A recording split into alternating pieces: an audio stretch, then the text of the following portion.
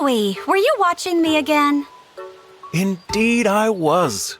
You and your whole coterie of ladies. The sight of you all together pleased me to no end. The way you talk, it sounds like you were taking in fine art at a gallery. To me, there is no greater art.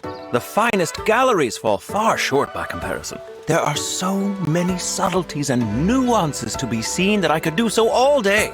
That's really the whole reason you do it. It's no different than appreciating a beautiful landscape. I sit quietly and let it soothe me. I see no harm in people watching, and I'm sure you of all people must agree. Yeah, when you put it that way, I guess I do. I've seen the way you drop everything to moon over any especially picturesque scenes. Like a princess and her knight, a prince and his servant. Oh, or a Pegasus and a maiden. So many lovely scenes straight out of a fairy tale. I adore them all. You and I are kindred spirits in that respect. Here's an idea. Why don't you and I have a little viewing party sometime? We can stand at a remove and point out scenes that catch our respective eyes. That sounds like fun. I'm game if you are.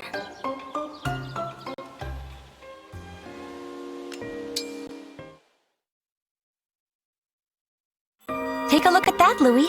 Isn't it lovely how that couple shares a meal together? The girl hand feeds the boy, and then the boy returns the gesture. So intimate.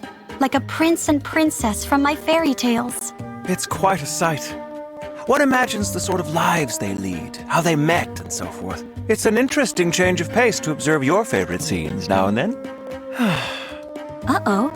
For someone who just said it's interesting, you don't sound so invested. I'm sorry. There is something I feel is lacking after all, it seems. And what would that be? I'm not certain, but I suspect what's missing is you. Me? How so? Everyone adores you, Chloe.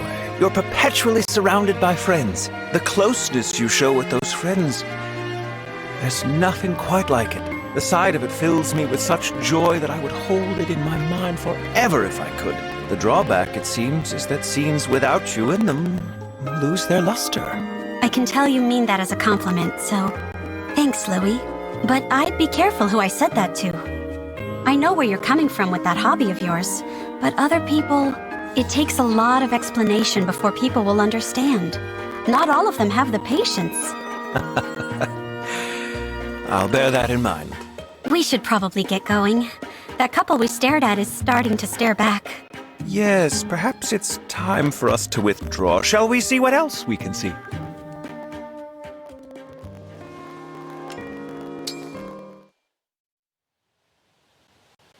Shall we observe some more lovely scenes today, Chloe? Sure, Louis. Here's hoping we can spot a really dashing one. Ah, yes. I have this for you, if you wish. You brought me dried fish? I've never seen any quite this color. All those blues and greens and yellows. Hard to believe it's really food, huh? I'm told it's quite rare and not often found at market. That's the sort of folk food you prefer, yes? Take it in case you feel peckish. Thanks, Louis. It looks great. I'm always eager to try something new. But I don't think I ever mentioned to you my love for folk foods. Oh, Chloe. I've spent too much time observing you not to be an expert on the subject by now. You're an odd one, Louis. But then, I'm not one to talk. What do you mean? I got you some dried grapes. I hope you like them. Why, thank you, Chloe. Grapes are my favorite, you know. I do know. I've been watching you too. You've been watching me? Just like you've been watching me. No matter who you're with, Louis, it always looks like something out of a fairy tale. Turnabout is fair play, it seems. We know a lot about each other at this point. What a way to get to know someone. Isn't it, though? Some might call it odd that I learned your preferences via observation rather than asking. Not me. It makes perfect sense, given our shared love for people watching. I suppose you're right. Well, if we both have our favorite snacks, is it time to go? Quite so. I think it's going to be another lovely day, my friend.